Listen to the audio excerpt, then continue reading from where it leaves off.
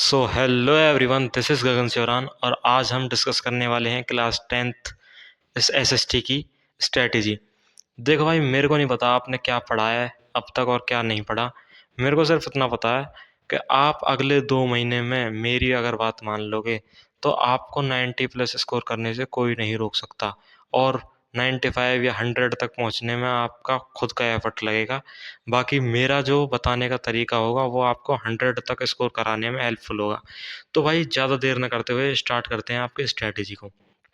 हम आपके स्ट्रैटेजी को कुछ स्टेप्स में डिवाइड करेंगे। सबसे पहले आपको अपने चैप्टर की थ्योरी पता होनी चाहिए भाई पूरी। अगर आपने लास्ट टाइम चल रहा है भाई, आपने इतना तो कर ही लिया होगा। और अगर नहीं भी किया है तो भाई जाओ फटाफट से दिगराज सर की प्लेलिस्ट से फटाफट से अपने सारे चैप्टर क्लियर करो। नोट्स बनाने का टाइम है नहीं, ऑनलाइन नोट्स उन्होंने प्रोवाइड कर रखे हैं, डिजिटल नोट्स, उनके याद करो, उनकी सारी चीज़ों को याद करो। खुद के नोट्स मत बनाओ। लेकिन अब आपके माइंड में एक क्वेश्चन आ रहा होगा, लेकिन भैया लिखना तो बहुत ज़्यादा इंपॉर्टेंट है, बिना लिखे तो कुछ होगा नहीं और हमें याद भी नहीं होगा। तो भाई उसके लिए हमारे पास एक ऑल्टरनेटिव मेथड है जिसको आप फॉलो करोगे तो वो नोट्स बनाने से भी ज़्यादा बेनिफिशियल होगा। वो क्या है कि हमें जैसे ही चैप्टर हमारा ख़त्म हो जाएगा हम प्रीवियस ईयर क्वेश्चंस की तरफ जाएंगे। प्रीवियस ईयर क्वेश्चंस में आप देखोगे बहुत सारे क्वेश्चन रिपीटेड हैं और उनके आंसर्स भी सेम हैं भाई, क्योंकि फिक्स्ड सिलेबस है, फिक्स्ड चैप्टर है, तो वो सारी चीज़ें फिक्स्ड ही हैं। तो आंसर भी रिपीट ही करेंगे। तो आपको ना एक नोटबुक बनानी है मोस्ट रिपीटेड क्वेश्चंस की। उसमें क्या होगा कि हाईली वेटेज वाले जो क्वेश्चन होंगे ना, उनके आप आंसर्स को लिखोगे पॉइंटर्स में लिखोगे आप उनके आंसर्स को, जिससे कि आप रिकॉल कर सको। ये नहीं कि आप पूरा पूरा लंबा लंबा चीज़ें सारी चीज़ें लिख रहे हो, ऐसा नहीं।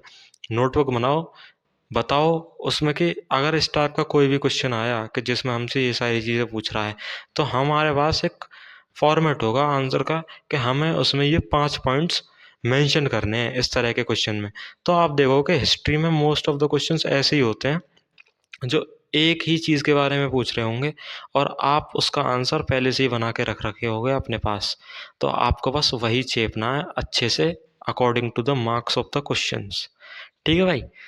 अगली चीज़ एक मोस्ट इम्पॉर्टेंट थिंग है कि जो आप डेटा होता है बहुत माइन्यूट सा, वो आपकी एनसीईआरटी में बहुत अच्छे से दिया हुआ है। वहाँ से क्वेश्चन फंसते हैं। वहाँ से बहुत सारी चीज़ें ऐसी होती हैं कि जो ध्यान नहीं देते बच्चे। तो भाई ज्योग्राफी में मैं कहूँगा कि आप एनसीईआरटी को रीड करना और जो आपका डेटा दे रखा है ना वहाँ पे डेटा, उसको अच्छे से याद कर लेना कि कौन सी क्रॉप कहाँ होती है, ये सारी चीज़ें। और मैप वर्क हर एक चैप्टर का उसी के साथ ख़त्म कर लो। मैप ले आओ और मार्क कर लो और दीवार पे लगा लो। उनके लिए अलग से एफर्ट करने की ज़रूरत है नहीं, वो डेली दिखते रहेंगे, याद हो जाएंगे। मैप से क्वेश्चन आता है सोशल भाई। साइंस में सबसे ज़्यादा इम्पोर्टेंट चीज़ होती है आंसर की फ्रेमिंग। आंसर की फ्रेमिंग हम वहीं से सीख पाएंगे, आंसर्स को रीड कर करके।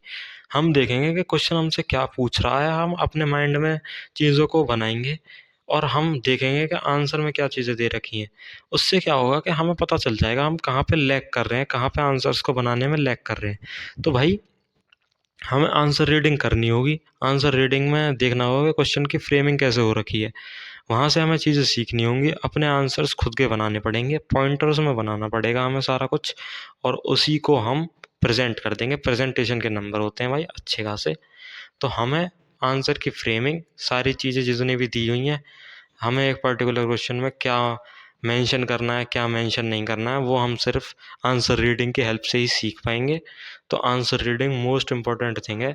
आंसर रीडिंग करो हमेशा प्रीवियस ईयर क्वेश्चंस की, हिस्ट्री, ज्योग्राफी, पॉलिटी, तीनों के प्रीवियस ईयर क्वेश्चन देखो, आंसर रीड करो, अपने माइंड में फ्रेम करो और दोनों को कनेक्ट करने की कोशिश करो। आपके थॉट्स और आंसर में जो गिवन थॉट्स हैं वो सारे मैच होने चाहिए, उन्हीं को आप प्रेजेंट करना सीख लो। डेट सेट भाई, तुम्हारा काम हो जाएगा ख़त्म। नवंबर और दिसंबर में अपने ये सारे चैप्टर्स और प्रीवियस ईयर क्वेश्चंस की रीडिंग फिनिश कर दो। जनवरी को हम अपने तरीके से यूटिलाइज़ करेंगे, उसमें हम सैम्पल पेपर लगाएंगे। सैम्पल पेपर हमारे लिए बहुत ज़्यादा इम्पोर्टेंट है, क्योंकि वो हमें पूरा एग्ज़ाम का प्रीव्यू दे देते हैं पहले से ही, क्या फीलिंग होगी और क्या क्या हम माइन्यूट सी मिस्टेक करेंगे जो कि हमें नहीं करनी है, तो वो सैम्पल पेपर हमें आराम से बता देंगे। सैम्पल पेपर में वही सारी चीज़ें आपको रिपीटेडली देखने को मिलेंगी, आपको कोई भी दिक्कत नहीं होने वाली है। लेकिन सबसे ज़्यादा ज़रूरी है आपको नवंबर दिसंबर को यूटिलाइज़ करना, जैसे मैंने बताया है इनको ऐसे यूटिलाइज़ कर लो।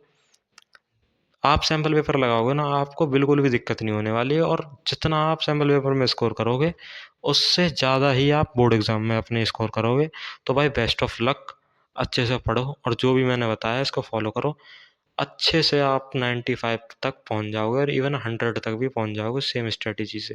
तो ठीक है भाई, थैंक